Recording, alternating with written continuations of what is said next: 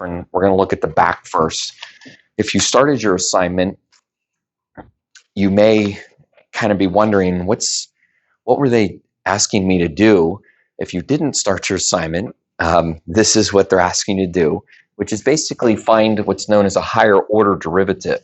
A higher order derivative is just the derivative of the derivative. It's basically doing the derivative again. And if you can do it one time, then you can do it two times.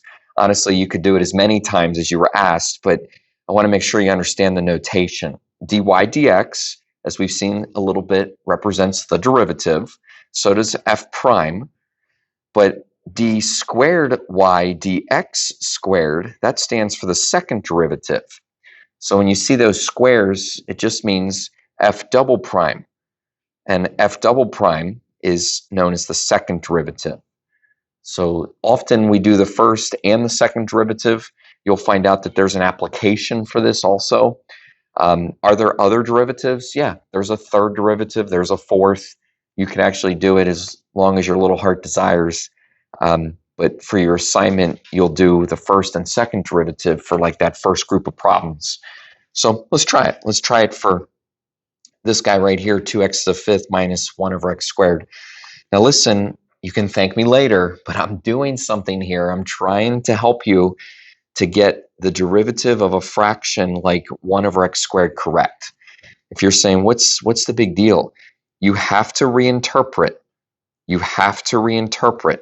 And I'll keep drawing this little thinker bubble thing so that you get the idea that you have to interpret 1 over x squared as a negative exponent. Okay, that's straight out of algebra class. But the thing is that enables you to do the power rule. Okay, the power rule can only be done when the equation is in a power form. So I can't do the derivative when it's 1 over x squared. By the way, when you do the power rule, you bring down the exponent, you subtract from the exponent. Make sure you subtract correctly. So you bring down the exponent, you subtract from the exponent. I guess I got a little carried away. We should also be doing the derivative of the first function there, but that's pretty easy. Just bring down the 5 and subtract from the 5. Of course, now you have 10x to the fourth. Okay, now that's the first derivative, but it should get cleaned up a little bit. If you're going to clean this up a little bit, I would expect that you're changing the two negatives to a positive, and I would expect that you're fixing up the negative exponent. You say, but you said to make it a negative exponent. We made it a negative exponent so we could do the derivative. We clean it back up and write it as 2 over x to the third because that's math etiquette. And math etiquette says no negative exponents in the answer. Okay, now that's the first derivative, all cleaned up in blue. So we can do the second derivative. Now the second derivative is just the derivative of the derivative. Basically, we're going to do the derivative again. So the derivative of 10x to the fourth, you guys catching on pretty nicely, that is going to be 40x to the third.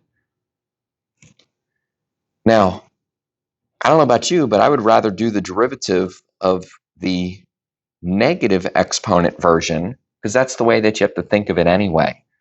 So we're going to do the derivative using the negative version to make it pretty easy to get minus 6x to the minus 4. Minus 6x to the negative 4. Okay, and then same thing, you should clean that up. Basically, your negative exponent will flip back down to the bottom. Notice that I didn't flip anything else. I didn't flip the 6. I didn't do something funny with the minus sign, but we did bring the x to negative 4 back to the bottom. Now, sometimes the solution manual is a bad solution manual. Sometimes it doesn't clean up these negative exponents. I'm just telling you that solution manual was written by college students. They would have been studying under the professor, and the professor said, hey, student, you want to make the solution manual? I'll pay you. And so the solution manual was written by students, probably like undergrads. And sometimes they didn't follow certain procedures that we want to follow. One of the main ones is that they don't seem to rewrite things as as positive exponents. I want you to do that. So just be aware when you're checking your answer that sometimes you can do better than the solution manual. Are you catching my drift? I don't want to confuse you with checking your work. Okay, it pops up with negative exponents throughout the year. Higher order derivatives. Okay, so make sure in your assignment that you do the first and second derivative when requested. I'm pretty sure the first group of problems it's requested. Which that takes us to what I like to call the UV problem. This is back on the front, and the UV problem is kind of an exercise in applying the properties in theory. Okay, it's kind of an exercise in applying the properties in theory. Okay, let me explain. If we're going to do the derivative of UV, in theory, that's the product rule. In fact, it's actually the exact product rule that I gave you, where you can say first, which is U, times the derivative of V. Now, there's some different notation for this. If you would like, you could just say V prime. Okay, in class, I gave it to you as like dV over dx, but I can write it as U, V prime, that's first derivative of second, plus second, that'd be V, derivative of the first. And again, you could write that as U prime. Now, we just did the derivative of a product. Okay, but the UV problem has you numerically evaluate this derivative. In other words, we're just going to plug in from our little table of values up above. Okay, now sometimes kids make more out of this than it is, like where did these numbers come from? I just made them up. Okay, so if you look at the value for U, you should see the number 3. If you look at the value for V prime, you should see the number 4. And I'll just kind of make sure you're seeing it the same way, because I'm basically just taking those numbers that were kind of made up and I'm substituting them in here. If you're saying, what's up with the number 7? Well, technically, your answer has to be at the same X value, but we don't use the number 7 to come up with this answer. So you don't have to worry about it. Okay, but you can continue to plug in here. It looks like the value for V is -1, and the value for U prime is 2.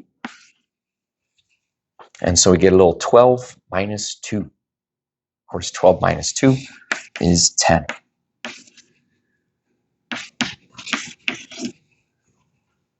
Okay. In theory, if I had these values, there would be a slope of 10. I mean, if we want to write a little essay about this, that's what this number represents. It's a slope of 10. In theory, if I have some function UV. Okay, but again, I just kind of made up the numbers, so obviously next time it might be some other digit, some other value. How about the derivative of U over V? Okay, now I said it yesterday, and it's not bad to hear it again. This is a quotient. You can't just do the derivative of the top and bottom. If for some reason you ever find yourself doing that, stop, drop, turn around, and use the quotient rule. Okay, the quotient rule speaks how you handle a top and bottom. Okay, are you starting to memorize it? You need to, as you guys do the assignment, start to say it to yourself over and over. It's the bottom derivative of the top, or HO, D high. HO stands for the bottom, D high stands for the derivative of the top. So HO D high minus high D HO. All over HO HO. Make sure that you remember the V squared. Obviously, that's the same thing we wrote down yesterday in the notes, because the quotient rule is always going to be the same for some U over V. Okay, and then for kind of this sort of these made up numbers, we just plug in. You can try it. I mean, it's kind of boring just to copy off the board, so make sure you can plug in if you want to compare your numbers. But I'm just grabbing these numbers off of the chart.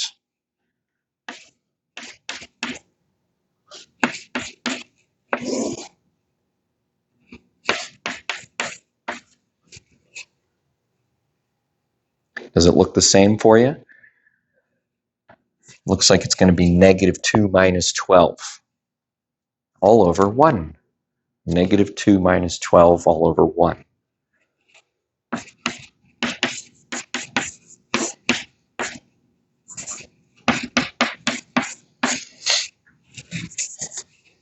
Okay, so we get like a slope of -14. I mean, technically, that's what that number represents.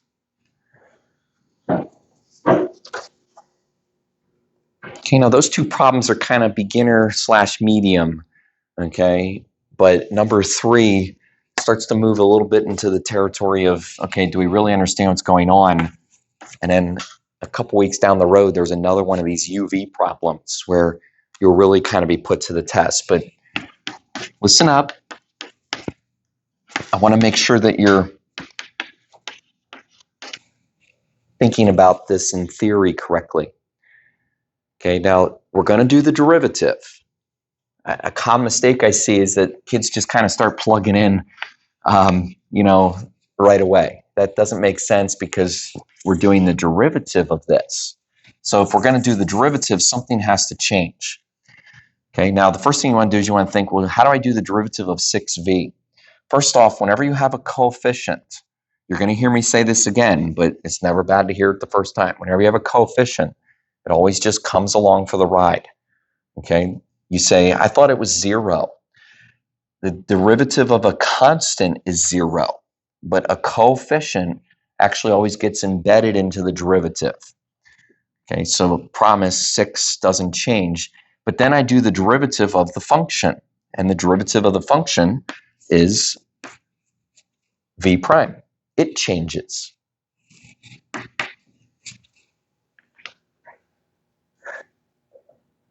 Now, sometimes as you start getting deeper into derivatives, you'll start to question what you've learned because you're going to learn a lot of new things. And you might say, Ms. Naylor, why is this not a product? Like, why is it not the product rule? And the simple answer, the reason it's not a product is because it's not two functions. It's a coefficient and a function.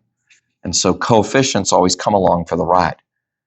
But that leads us to this guy over here, where I do want you to see it as a product. Now, to help you see it as a product, I'm going to group 3 with u. I'm allowed to do that because basically 3 just comes along for the ride anyway. But I'm telling you, this yellow dot right here, it's important. It says this is a product. Okay, why is that important? Because we're going to have to use the product rule. We're going to use the product rule.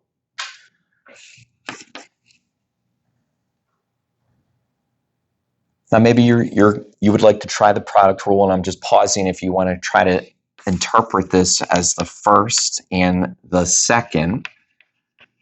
If you would rather kind of just wait and hear it from me, you can, but I'm just going to run the product rule with 3u as the first and v as the second.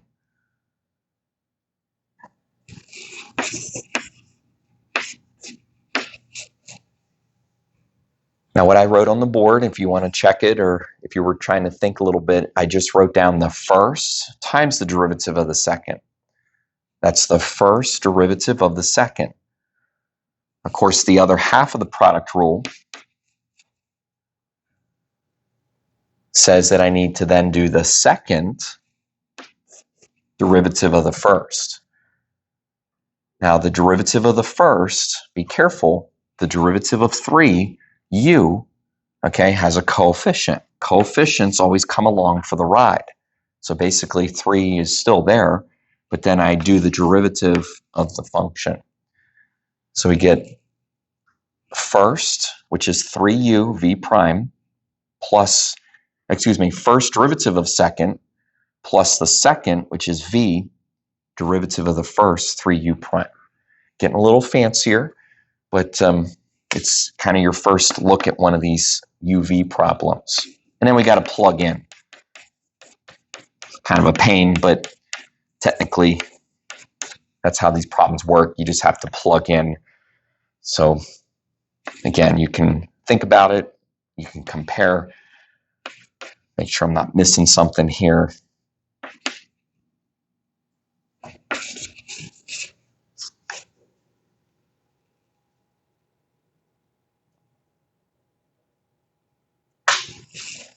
All right, and it looks like a little arithmetic here says that we're going to get 24 plus 36 minus 6.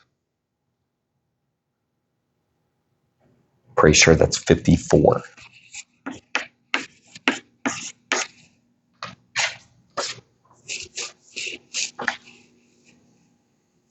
It's not abnormal to kind of need that UV thing kind of thought out again. In your assignment, you'll get a chance to think it out again. And maybe you'll have a question, and of course, that's what the work period's for. I guess I didn't say, but the work period's tomorrow, which is why the assignment's due Thursday. Now, I'm going to show you or give you a little exit ticket. Once you get into it, we'll delay lunch just by a few minutes. But this exit ticket kind of relates back a little bit more to, the last 2 days, not necessarily directly to today. I'm trying to get you to understand this concept and get comfortable with it. So the sooner the better. Use some paper that you can turn in.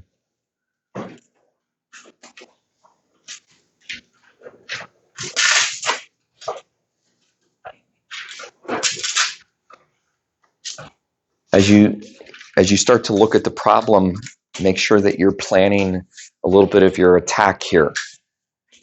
Okay, it's asking you to find a normal equation.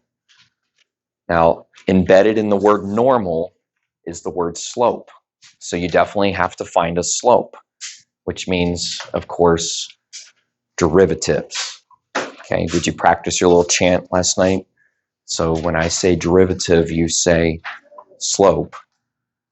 So again, you got to find the derivative, but then you're going to get thinking about the whole normal slope.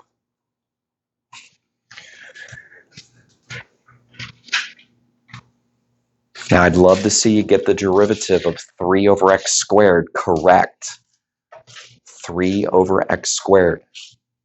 Please reinterpret 3 over x squared as a negative exponent. And then have at it.